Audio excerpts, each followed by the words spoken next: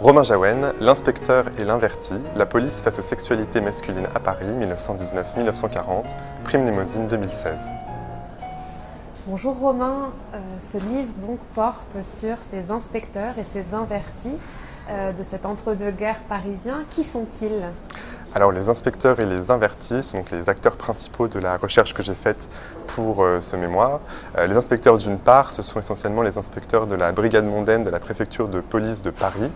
qui exercent une activité de contrôle à l'égard de différentes pratiques, notamment pratiques sexuelles dans l'espace parisien. Et parmi les cibles de leur contrôle se trouvent les invertis qui sont de manière générale ceux qu'on qualifierait aujourd'hui d'homosexuels ou en tout cas les personnes qui pratiquent la sexualité entre hommes ou ont des pratiques qui sont jugées déviantes du point de vue des normes de genre. Ils ne sont pas uniquement désignés par le terme d'invertis, ils sont aussi désignés comme homosexuels, comme pédérastes. Et l'enjeu du mémoire, ça a été de croiser à la fois les désignations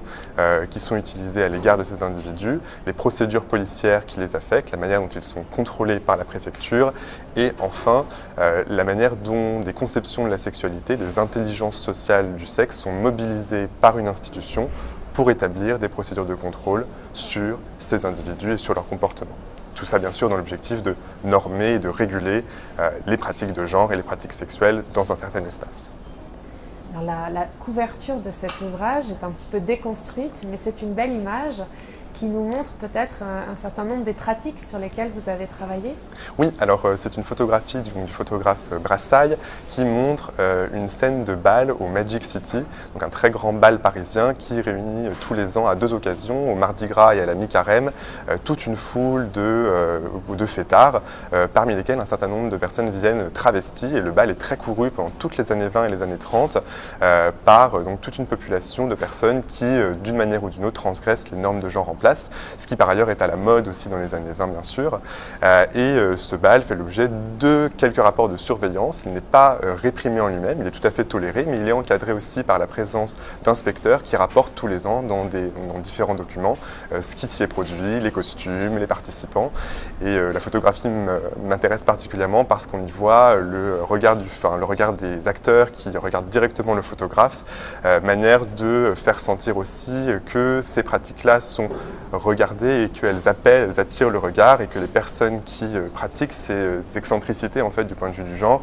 se sentent aussi interpellées, regardées et parfois même au-delà de ça contrôlées par des individus extérieurs, que ce soit le photographe dans la photo ou alors les inspecteurs de la brigade mondaine dans d'autres circonstances. Alors justement, vous avez travaillé pour cette enquête historique sur des sources et notamment des rapports, des inspections. Est-ce que vous avez un document particulièrement intéressant ou amusant à évoquer ici ? Oui, donc à la suite donc, de cette réflexion sur le travestissement, il y a un rapport assez amusant qui a été fait sur un petit bal organisé dans une boîte de nuit en fait, dans lequel l'inspecteur relate les costumes et le travestissement donc, des personnages et fait sa description, et c'est intéressant, au féminin, en montrant donc qu'il adhère tout à fait à l'apparence et à la manière dont ces individus se présentent du point de vue du genre. Et ce qui est intéressant dans ce document, c'est qu'il a été ensuite retravaillé par possiblement le commissaire chef de la brigade mondaine ou en tout cas par un relecteur qui raye abondamment les expressions au féminin utilisées pour décrire les travestis, montrant qu'il y a donc au sein de la préfecture différentes perceptions, conceptions du sexe, de la sexualité et des pratiques genrées de manière générale. Et c'est ce travail-là que j'ai essayé de mener, de regarder comment est-ce que des inspecteurs et leurs commissaires, leur hiérarchie conçoivent et donc appliquent certaines normes dans leur travail au quotidien.